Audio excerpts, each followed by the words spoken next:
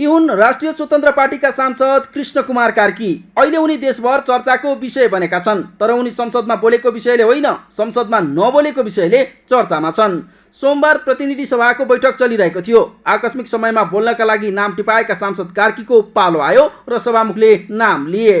माननीय सदस्य कृष्ण कुमार कार्की।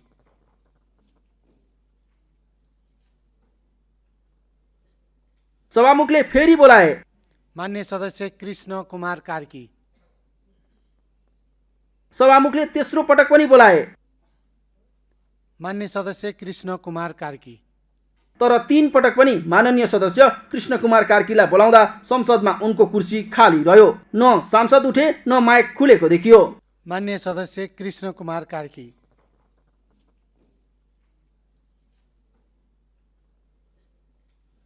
माननीय सदस्य कृष्ण कुमार कार्की।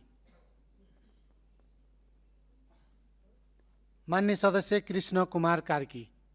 जुन सांसद कृष्ण कुमार कार्की आफैले बोल्न नाम टिपाएका थिए, पछि बोल्ने पालो आउँदा अचानक गायब भए। त्यसपछि उनी कहाँ हराए भनेर चर्चा चल्यो र त्यही बेला बाहिर अर्को खबर आगो चाहिँ फैलियो। सुशासनको नारा दिने पार्टीका माननीयले नाइजेरियाकी एक युवतीलाई गर्भवती बनाएर छाडेका छन् रे। यो खबर क्षणभरमै डढेलो सरी फैलियो अनि संसददेखि सामाजिक सञ्जालसम्म कार्कीको खोजी चल्यो। तर सोमबार उनी गायब भए। खासमा भएको के हो भने सार्वजनिक भएका विवरण अनुसार मोरङ 2बाट निर्वाचित रासोपा सांसद कृष्ण कुमार कार्की र नाइजेरियाकी 26 वर्षीय रिता अजुको बीच निकट सम्बन्ध रहेको र उनीहरू लिभिङ रिलेसनमा भएको दाबी गरिएको छ। यो दाबी सामाजिक सञ्जालमा छताछुल्ल भएका भिडियो, तस्बिर र म्यासेजले बलियो बनाएको छ। तर यहाँसम्म पनि केही बिग्रिएको थिएन।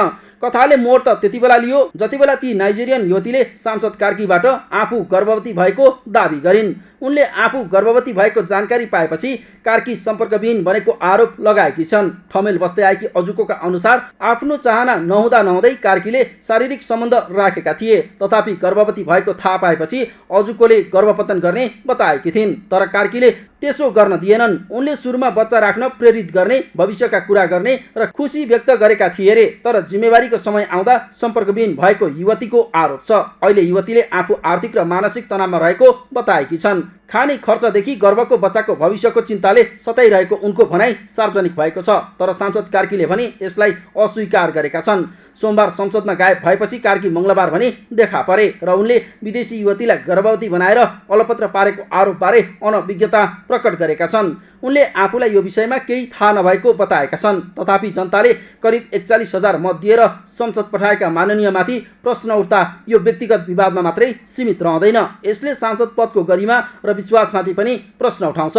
विदेशी नागरिकलाई गाडी सिकाएको एउटा भिडियो पनि सामाजिक सञ्जालमा आइरहेको छ। पहिला यो सबै छानबिन हुन्छ क्या, त्यसपछि भन्नुलाई के हो भन्ने कुरा चाहिँ म भन्छु। बुझ्नु भएन? तर त्यतिकै लेख्नु पाएन नि त। हुन त कार्कीको नाम पहिलोपटक विवादमा आएको पनि होइन। यसअघि संसद भवनमा भएको आगजनी प्रकरणमा समेत उनको नाम चर्चामा आएको थियो। तर यो विषयमा पनि उनले आफ्नो कोट र टी सर्ट खोलेर ट्याटु बिनाको नाङ्गो छाती देखाउँदै सिंहदरबार जलाउने व्यक्ति भनेर ट्याटु खोपेका व्यक्तिको शरीर देखाएर आफ्नो बदनाम गरेको भन्दै प्रष्टीकरण दिएका छन्। यस्तै उनले आफूमाथि लागेको गुण्डा नाइके चरीको मान्छे भन्ने आरोपका बारेमा पनि मुख खोल्दै आफू 2067 सालदेखि नै बाहिर भएको र चरी 2071 सालतिर मरेको भनेर आफू विरुद्ध झुट्टा आरोप लगाएको बताएका छन्। हिजो संसदबाट गायब भएको विषयमा समेत उनले जवाफ दिएका छन्। आफू संसदमै भएको तर शून्य समयमा बोल्न हस्ताक्षर नगरेको उनको भनाइ छ। हस्ताक्षर नगरेको सांसदको नाम नआउनु पर्नेमा आफ्नो नाम आएको भनेर आफै छक्क परेको उनको जवाफ छ। सगरमाथा टेलिभिजनका लागि पुष्कर खतिवडा, काठमाडौँ।